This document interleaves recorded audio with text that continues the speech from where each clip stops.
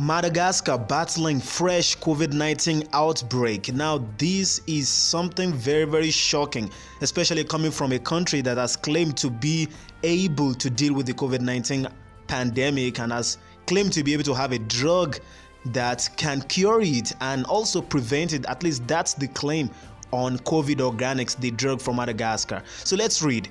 According to reports now, this thing is actually happening, like the epicenter of the entire thing is happening at the second largest city in Madagascar, and that's at Toamasina, according to how it was written.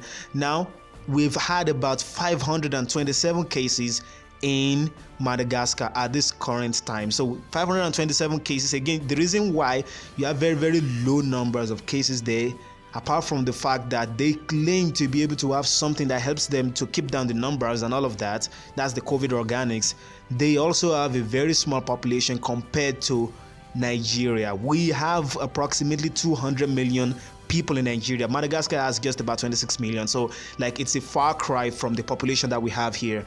And of course, they have 2 deaths now, unlike before when they were still touting the COVID Organics, when they used to say that okay, they didn't have any deaths, and it was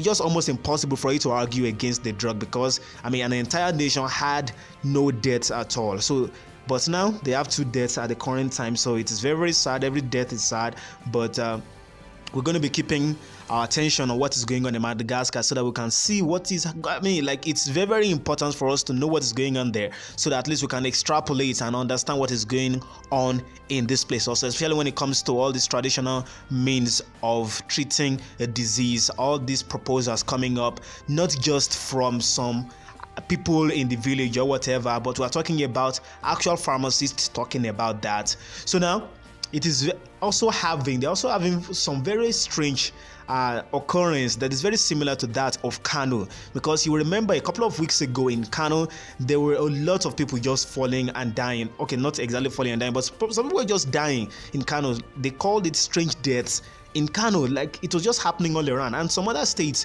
like that in the north. And then they tried to explain it away that it was always like that every single year, and it was because of the pandemic that people were giving attention to it and all of that. But this thing is happening in Madagascar also, like strangely.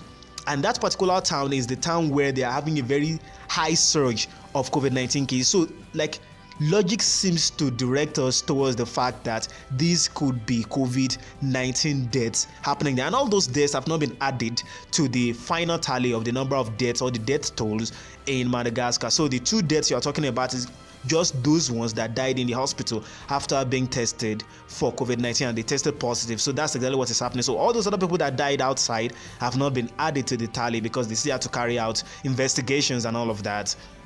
So that's what is happening. So a lot of important things happening over there, and very, very curious things happening over there in Madagascar. We really need to keep a lot of attention on it to know what is happening.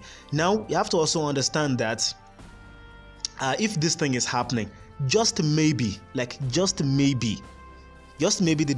WHO may be right that there is no proof that COVID Organics is able to cure the disease. So it might be true, just a suggestion, it might be true.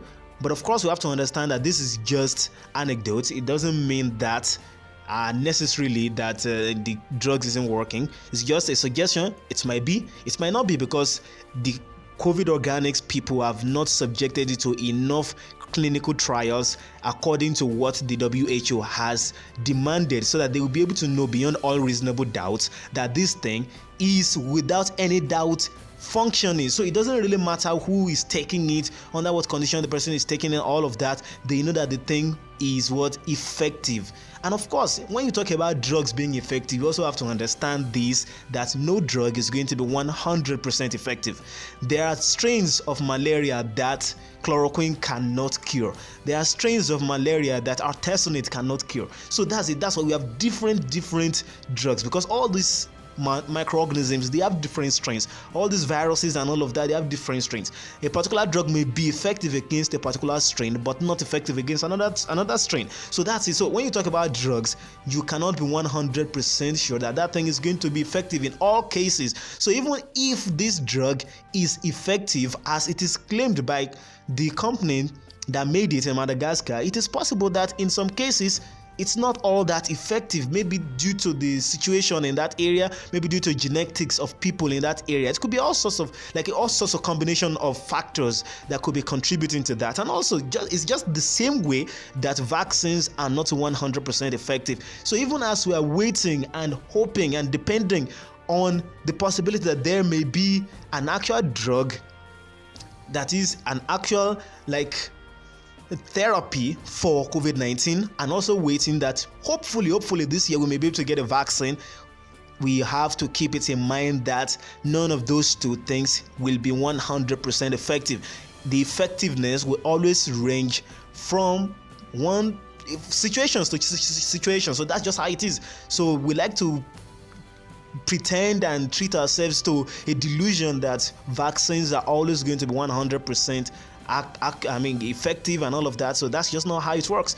So now we'll go over to the fact that pharmacists in Nigeria are now blasting the federal government over the importation of the Madagascar drug. That's the COVID organics.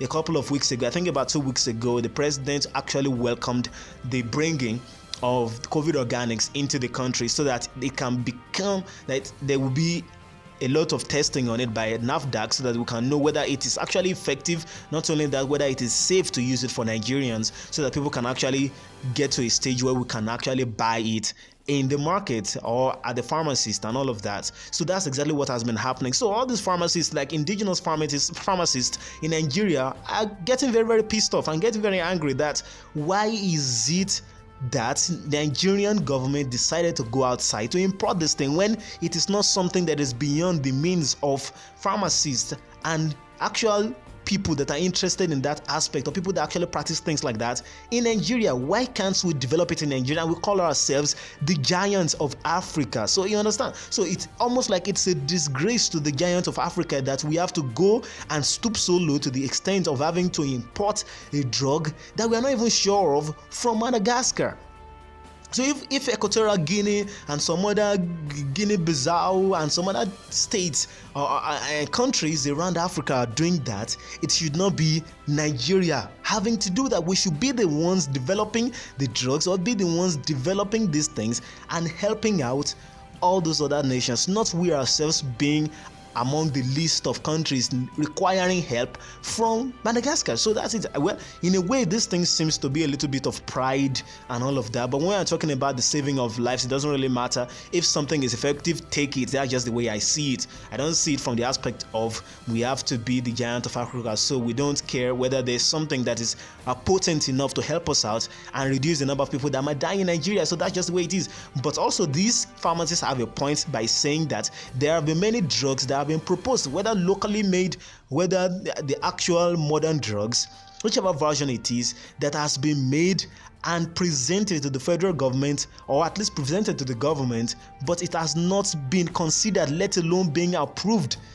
So that's the issue. So if you are not even considering all those drugs that have been made locally and you're going outside to ship in drugs, it's almost a slap on the faces of Nigerian pharmacists, of Nigerian pharmaceutical industry. So that's exactly how it is. So these people are very, very angry with the decision and the course of action of the federal government, and I'm really hoping that they're going to turn a new leaf and start funding things within the nation so that we can become self-reliant in this area.